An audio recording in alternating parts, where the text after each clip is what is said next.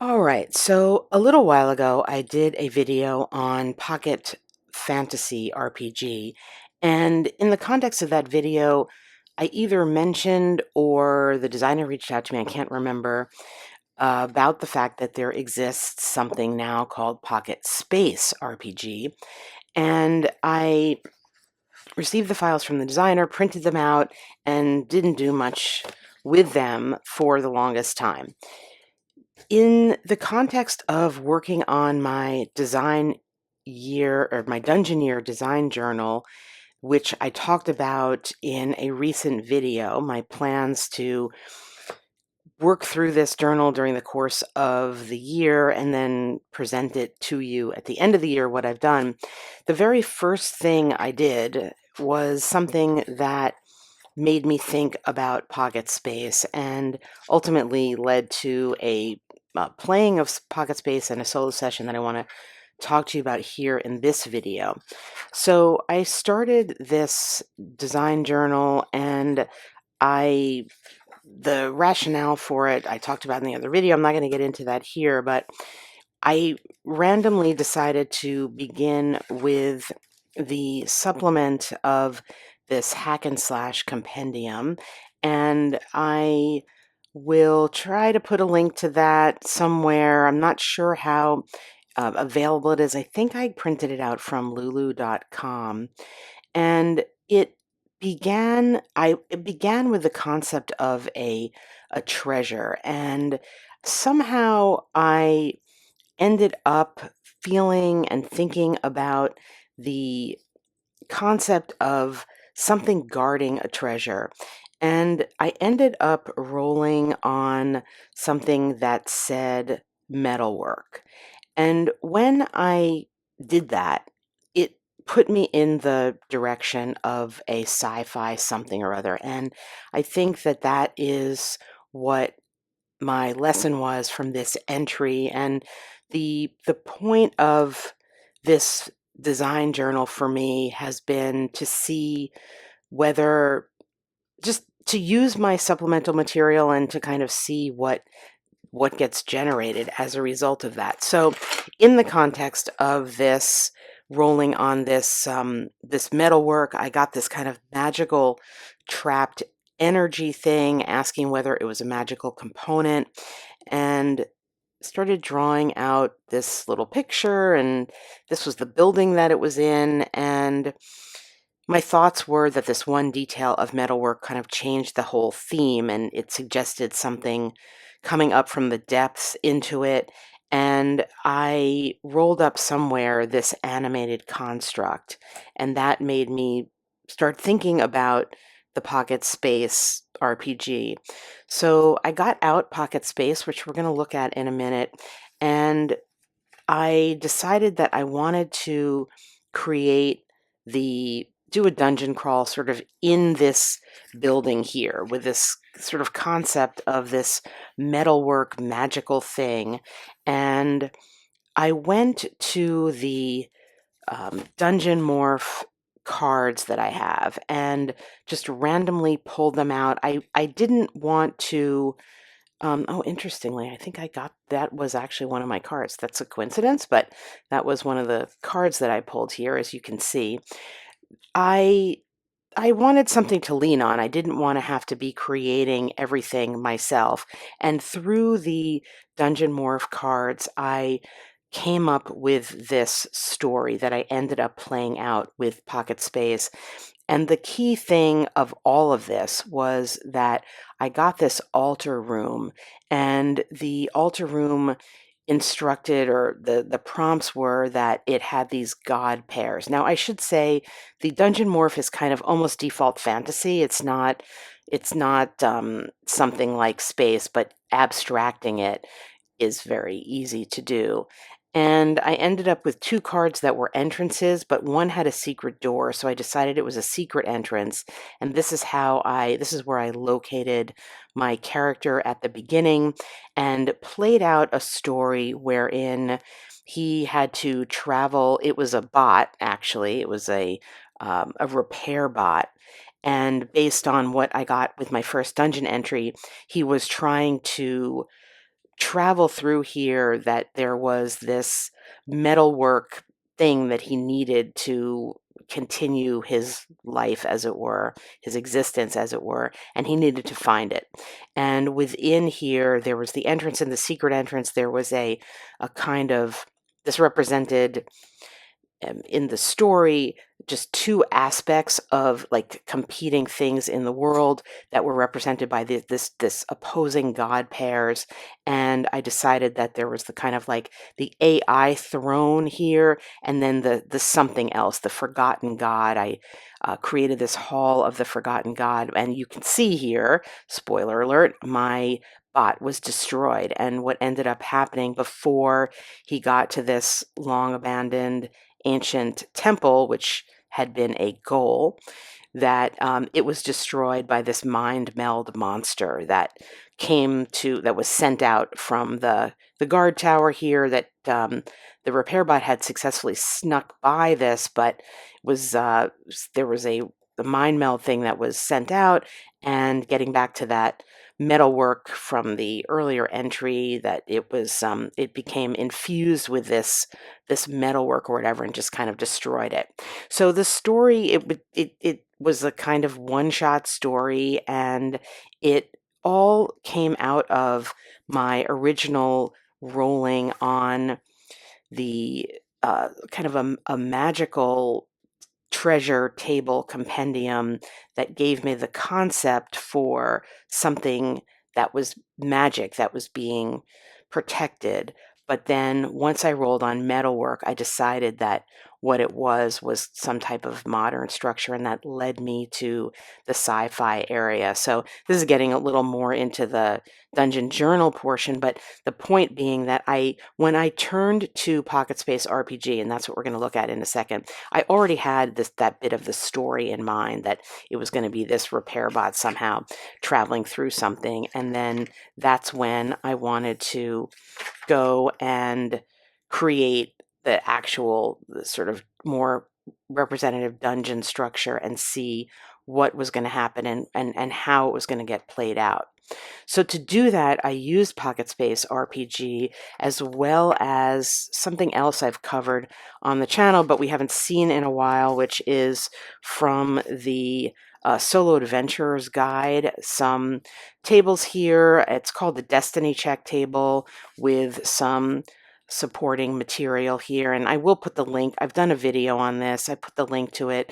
If you're familiar with the fate chart in Mythic, it's kind of based off of that. I find I particularly like this, and it also has like a spark table for ideas. It's called an ideas table. So I use this in conjunction with the Pocket Space to play out my story. And now I will just go through Pocket Space and show you a little bit what's offered. It is extremely light in terms of rules, and it is essentially that you are rolling a 1d6 against this essentially like a difficulty class to find success. And depending on what the task level is, so if something's hard, it's going to succeed only on a 5+.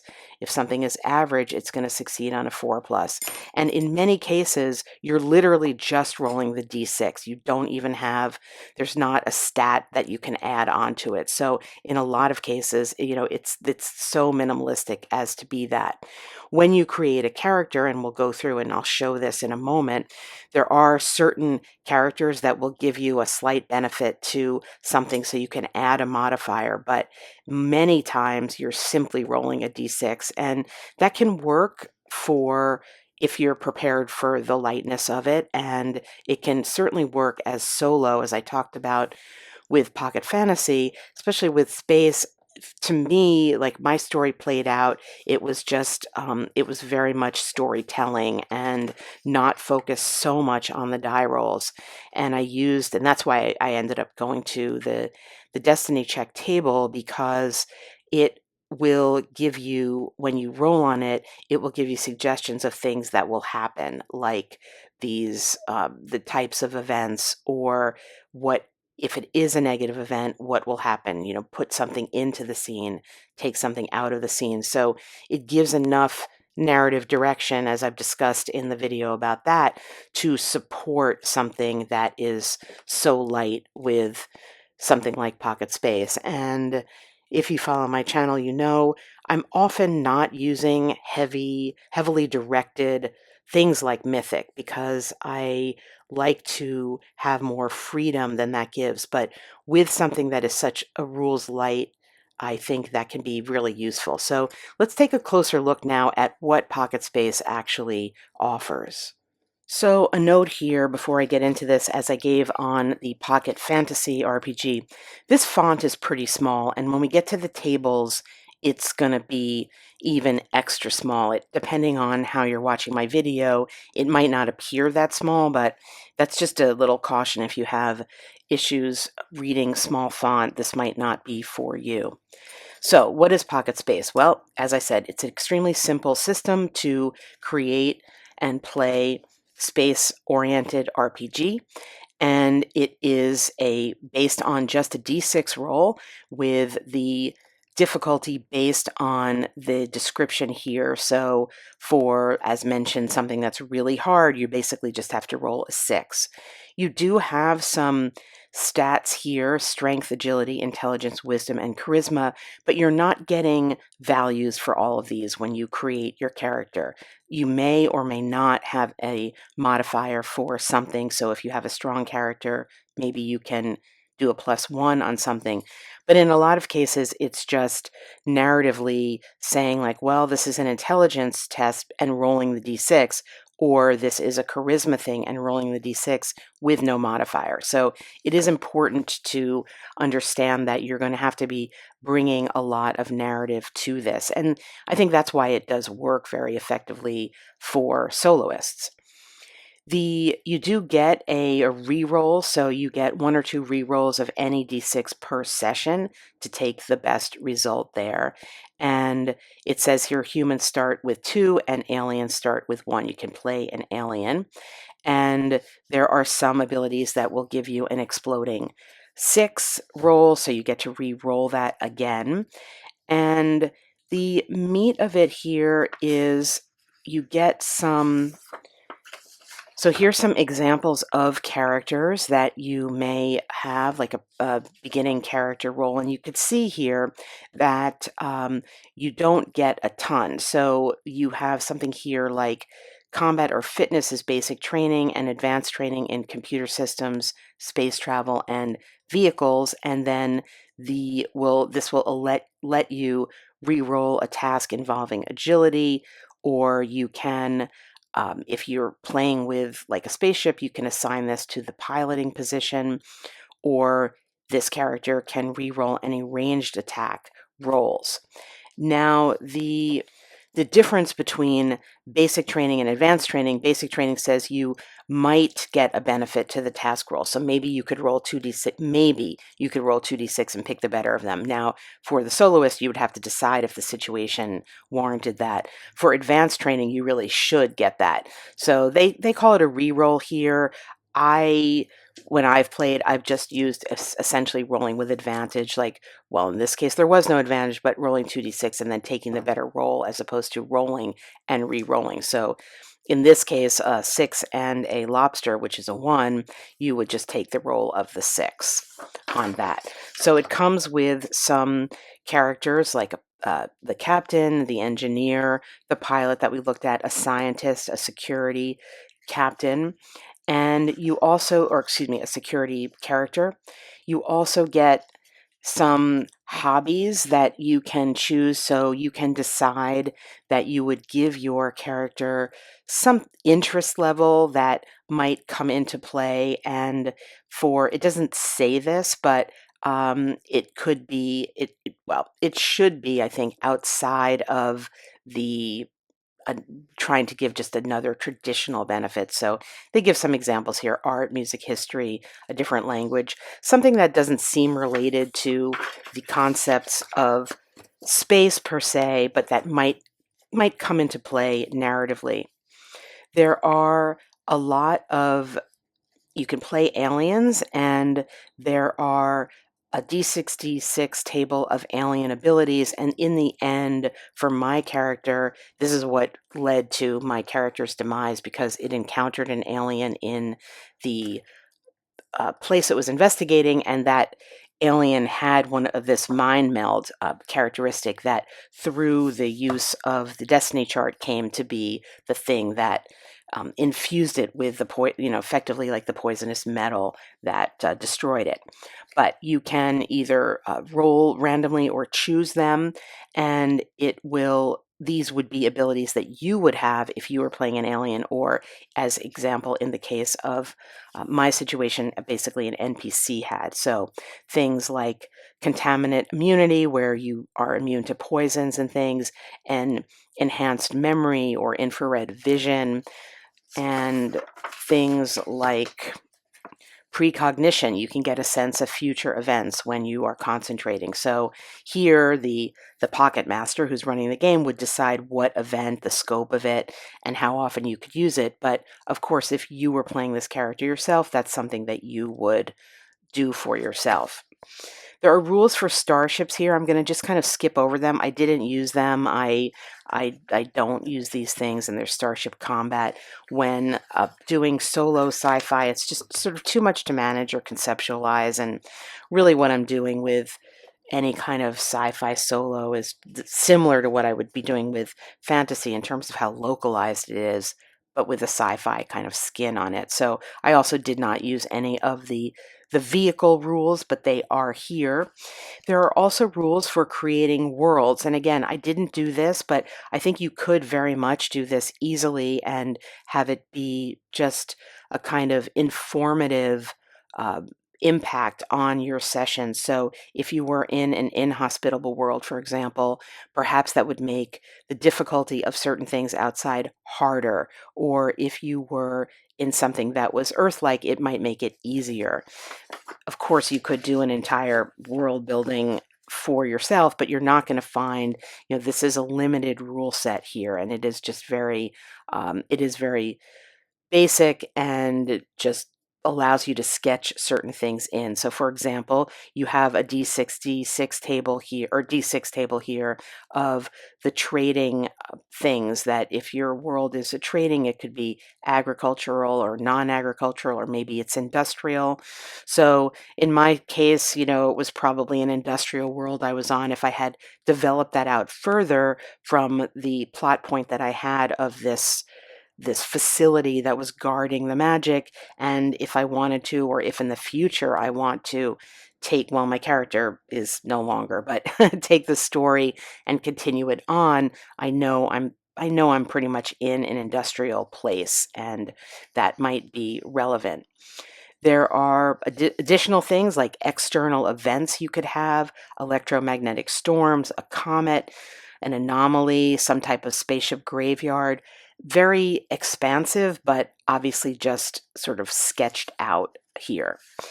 There's another option for creating a planetary system, doing a D66 roll, where you eliminate some of the lower numbers, and then you, based on what you have left, there's another table here that explains to you what these things are, and then you can kind of sketch out an entire world. You have trade goods and trade good procedures. Again, things that I did not do, but it's 18 entries to this table. You could also sort of use this table, port this table into a session to, I didn't actually think to do that, but as you were exploring, roll a d20 and see what you found. Maybe you found weapons or ammo or alcohol or polymers or something, and have that be just adding some detail and flavor to what you find. As we'll see in a moment, there are some tables here for actually doing that. There are, like with the Pocket Fantasy, there is a plot generator here. And if I hadn't come to this with my own story, this is where I would have started.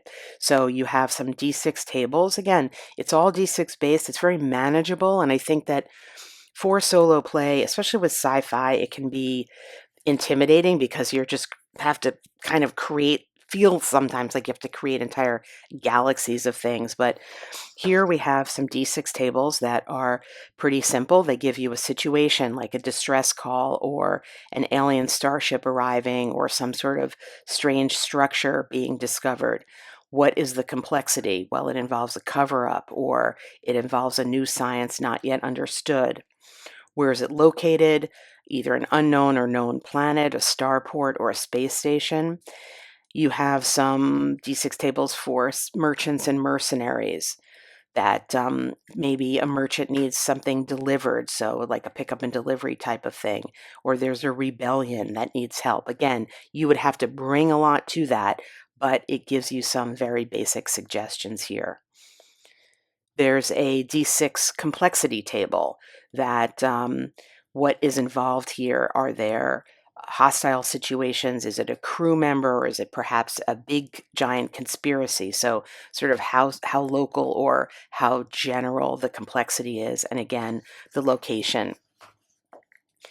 There are suggestions here for how you can create. This is basically like the a GM portion of this, how you can create enemies, deciding how many there are, how big the size of a room is, whether or not something is locked or trapped. There are some tables for location features, and I think this is where the uh, real joy of this very small set of rules lies, because it gives you just enough to, I think, play in this world in a kind of very loose, light mechanic way. So we have a table here for space stations, starships, and structures. And again, this is quite small font, just as a warning, but you could roll on it and get something like a location. There's crates in here or a chair. There's some enviro suits, first aid supplies. We have a table for alien worlds that might have giant mushrooms or a floating rocks or a burled statue. Again, you might want to just use that as enough, or then take that suggestion and go elsewhere for it. There's a table for caverns and caves that might have glowing plants or an animal den or giant flora. And just moving forward, you can have some suggestions of how to create and some randomizers for how to create alien animals and give them other abilities. So they might be a blob, or they might deal disease damage or a mind jab here. And further tables for animal characteristics, miscellaneous tables, a name table, a personality table here, and room types. It's kind of all jumbled up, but room types. So you get luxury rooms, a computer room, a map room, and then just some random sci-fi things like an ancient signal or an ageless species or star engineering. And we get here a little section on Pocket Master tips, that it was designed as an easier, more accessible rule set in which to create space adventures and exploration. It requires much more Pocket Master involvement than other Pocket RPG games. The nature of species and the unknown alien life doesn't allow you to rely on a known world, so you're kind of creating it on the fly.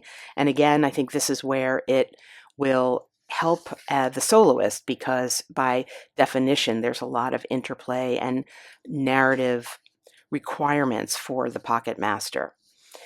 And it gives some suggestions here for the Pocket Master, but you can obviously modify these for yourself.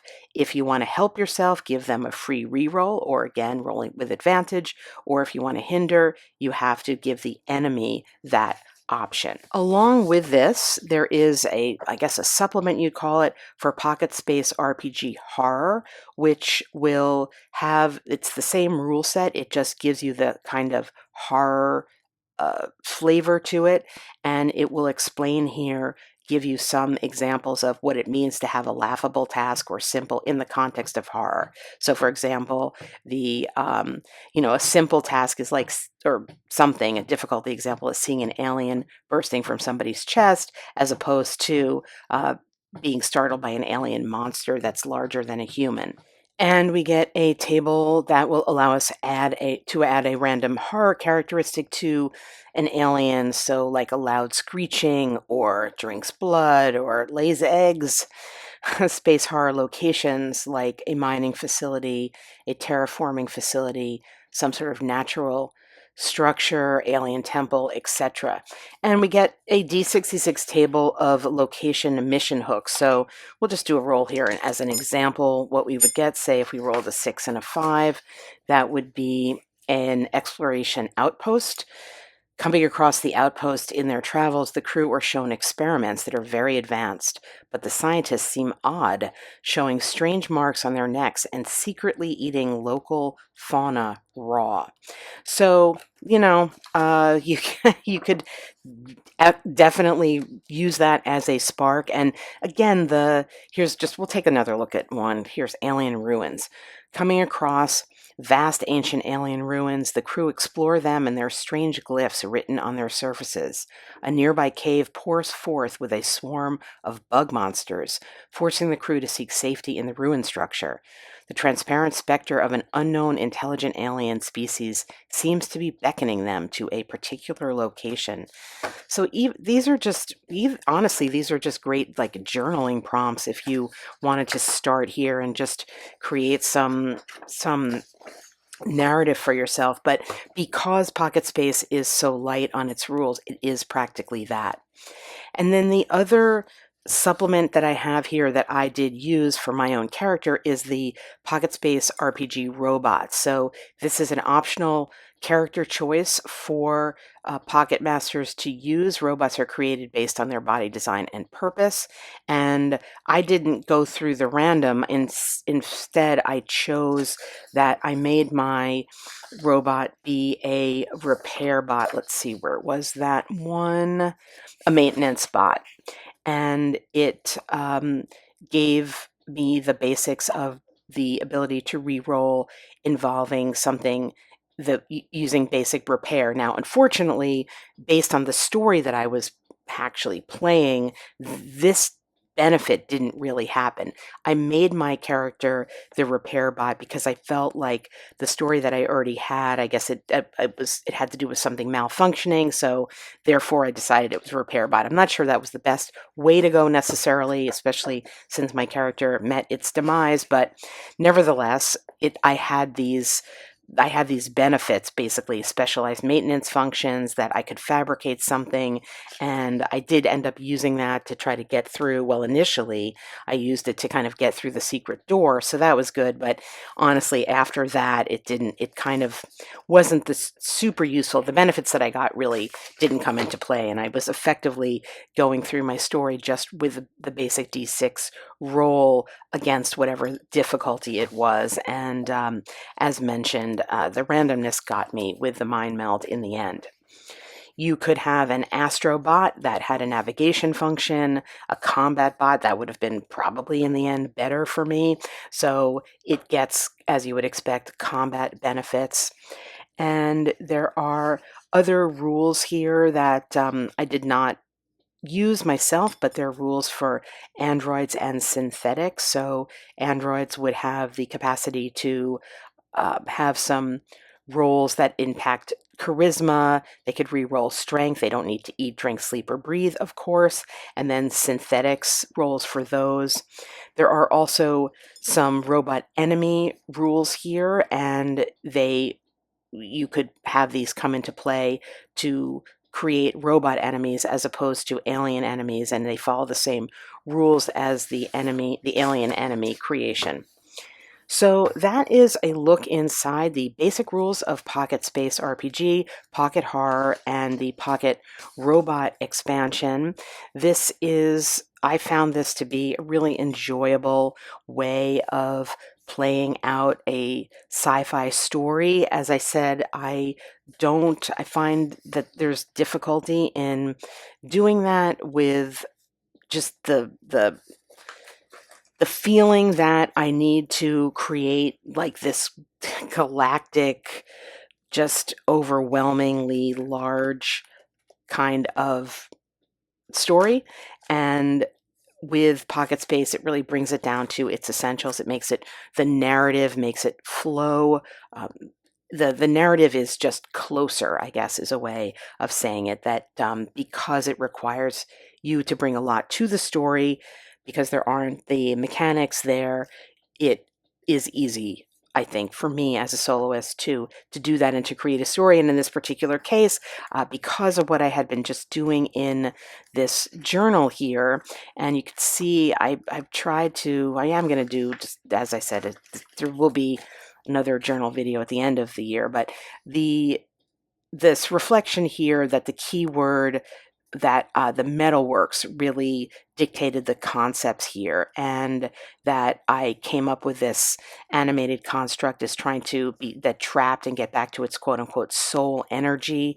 And then I thought at one point that it's not an evil, it's something good whose essence has been stolen by whatever lives in, well, at that point it was a house. And I rolled on some cyberpunk table I had, and I got the word chip. So I thought, well, that's the soul of this object is stolen. And it said, would this work as a framework for Pocket Space RPG that I have been wanting to demo? And indeed it did. And so that is a look inside Pocket Space RPG. If you're trying to get a solo sci-fi system to the table that will be approachable, you might want to check this out.